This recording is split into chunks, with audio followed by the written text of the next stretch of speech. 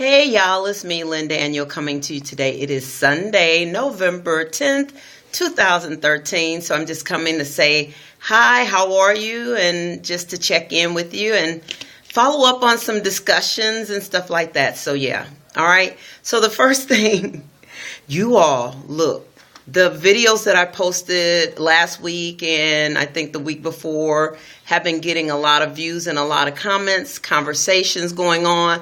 Please go back and check them out. The one on the Grid X2 drill that's taking place this week on the East Coast. Go back and check out that video and read those comments. Some very good comments on that video. One person in particular, I assume is from another country because the person asked a question, why does your government announce drills? Isn't that asking for trouble from people who may want to sabotage your country or, you know, start trouble? So good question. I don't know. I'm not an expert on it. I'm just a consumer who is, and a citizen who likes to be informed. And, you know, really it's an opportunity for us as Christians and Americans and Christians worldwide to pray for the safety of the people in the United States, because our country is undergoing rapid changes, philosophical changes, rapid changes throughout every strata of society, government, finance, consumer markets, all of it, education, medical. This country is rapidly going through a lot of changes, and many of those changes appear to align with the Agenda 21 theory, ideology that is looking at reducing population through various means and all of these other. There are a lot of these elitist agendas that are prevalent, and they're followed by leaders throughout the world in every industry. And so these things influence and impact our lives whether we are aware of them or not. And the more ignorant we are, the more damage that could be done to us. So as Christians and people who believe in prayer, and I'm really speaking to Christians because that's my faith, this week is important for us to pray for the safety of the citizens in our country, and that this drill will go just perfect without a hitch, that it will stay in drill mode, that it will not be prolonged, that things will just go well, uneventful, I guess is the word. So be prayerful this week about that. Also, let's see, another video that I made last week about the mark of the beast is getting a lot of dialogue and conversation and a lot of shares too. You know, and this video is very important to me because as a believer in Jesus Christ, as a Christian woman, I became a Christian early. I think I was a young adult, newly married, new mom, you know, and my world was changing, and I was looking for a sense of strength and purpose to help me to make good decisions as a mother and as a wife. And becoming a Christian was a beautiful thing for me. And the ministry that I was a part of was very beneficial and fundamental in me being able, I think, to remain a Christian these many years, even though, you know, you live and you learn, you experience life, you make mistakes, but you hold on. You make mistakes just like the people in the Bible make mistakes, right? But you really hold on to your faith when you get a good, strong foundation. Now, one of the fundamental teachings that I received, though, as a new Christian was about the pre-tribulation rapture. And I've always believed in the pre-tribulation rapture. I started learning or looking into other, like post-millennial, amillennial, all of these different theories through Hank Hanegraaff, like maybe 10 years ago. And I still was holding firm to the pre-trib rapture theory concept. Now that I know you all, based on a lot of what is unfolding in our government and in our country and in the world, we are on the stage. I really believe that we are on the stage for the tribulation period. That's my personal belief. And I'm basing it upon documentation and research and information that I'm getting from credible sources about the economic stage and all this other stuff that's going on. And I'll put links below so you all can check out what I'm saying, because you should do research, right? You shouldn't just hear what people say and believe it. So I'll put links below to credible sources that you can check out, okay? But now I still believe in the tribulation, but the Bible teaches the tribulation, the rapture. I still believe in the rapture, let me clarify.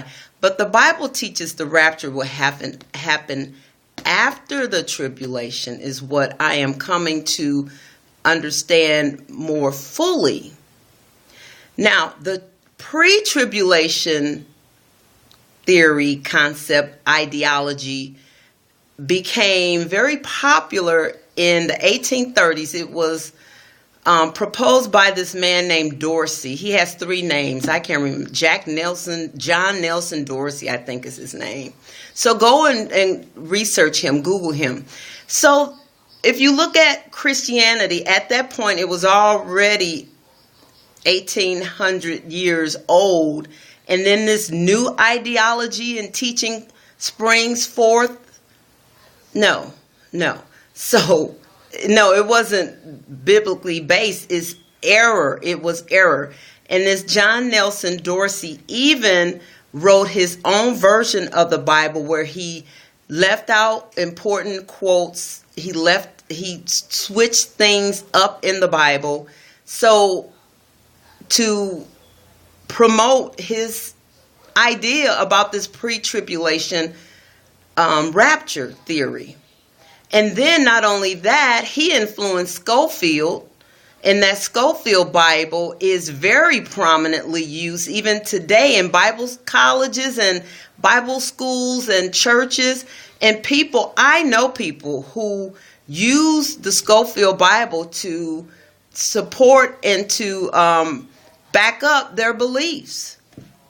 So now, I don't want you to get mad at me, because I'm just sharing this with you for dialogue, for you to research it for yourself. There is going to be a rapture, but the Bible teaches that the rapture is going to happen.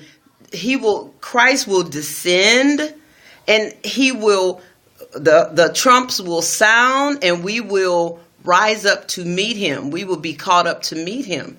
And that is after all of these, the wrath is poured out. Now it's like the economic collapse and all of these different things that are being promoted through these elitist groups that are promoting this one world government. All of this, you all, is historical unfoldings in our time. So research this for yourself. Research it for yourself. And don't get mad at me because I'm saying I don't believe in a pre-tribulation rapture. Just check it out and then make up your own mind. Because, look, here's the idea. So if you believe in the pre-tribulation rapture and it doesn't happen, and we're going through all of this difficulties, right? These hardships, and our rights are stripped away, or whatever it's going to look like.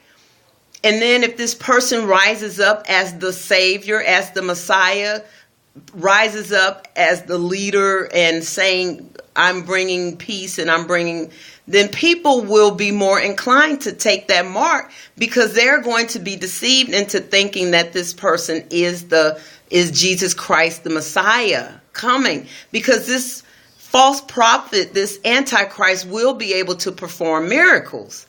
He will be risen from the dead. He will be slain. He will be mortally wounded, and then he will be resurrected. And that is going to convince people that he is the Messiah. And people will then be more inclined to take that mark. And if you believe in the pre-tribulation rapture, that is going to promote deception on you, and you will be more inclined to take that mark. But if you look at the Bible in the book of Revelation, when it says that we will be caught up after the tribulation, if you hold fast to that, if you don't believe it, just go back and research it. Go back and look it up, and I'll put links below for you to see. So if you even consider that in the back of your mind, then if we are alive and we go through these things, you will know to flee. You will know to not take the mark. You will know the right response to that. So yeah, y'all, it's just so important, because so much is happening that really indicates that we're living in biblical times unfolding in front of us. And please stay informed. You know, if we're so distracted by meaningless things, and now I understand why back in the day the Pentecostals would say don't go to movies and don't watch TV. You know, when people tell you don't do something, that reinforces in you, like, it makes it taboo and you want to do it, right? But really, those distractions can delude your focus. The distractions steal away your point and your purpose on what you should be paying attention to.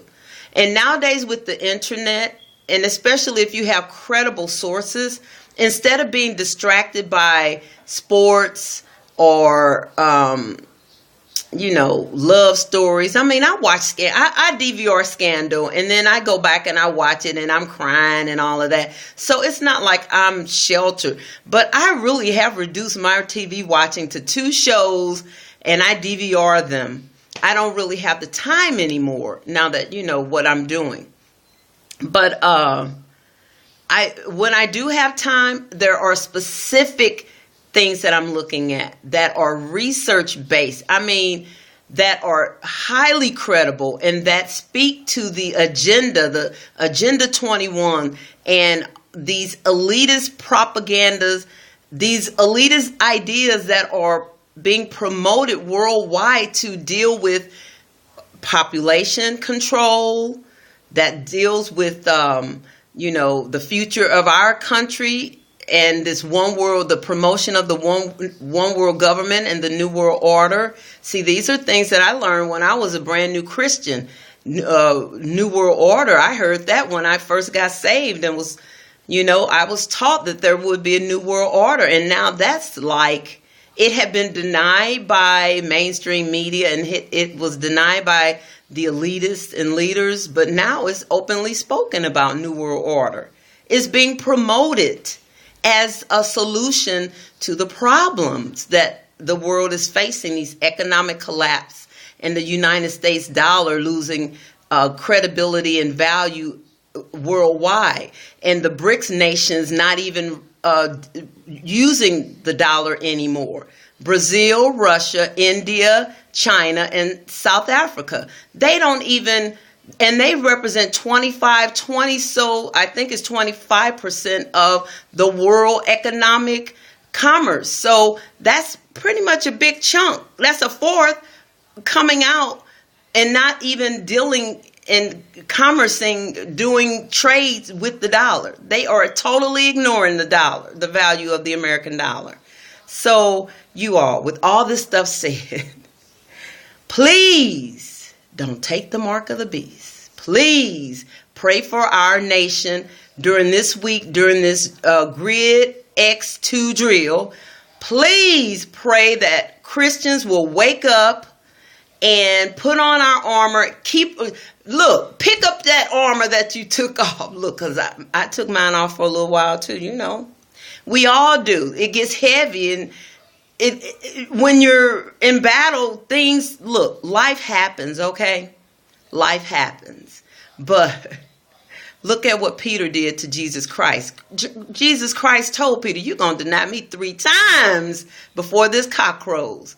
And Peter did it. And did Jesus tell him, never come back to me? You're doomed? No. Jesus welcomed him back. I mean, look, he knew he was going to do it. Peter repented and saw himself for what he was, a sinner. You know, he went off and fished, but Jesus called him back. So we all do that. So let's determine from here on out that we are going to stay focused. We are going to minimize distractions. We are really going to pursue truth and wisdom and now truth and knowledge so we can have wisdom, you know? All right, y'all. Love you very much. Be blessed. Click the links below so you can see all of the credible sources that I have spoken on, and so that you can too have proof to share with your family and your friends and your loved ones, and you know. Okay? All right, be blessed. Love you. Bye.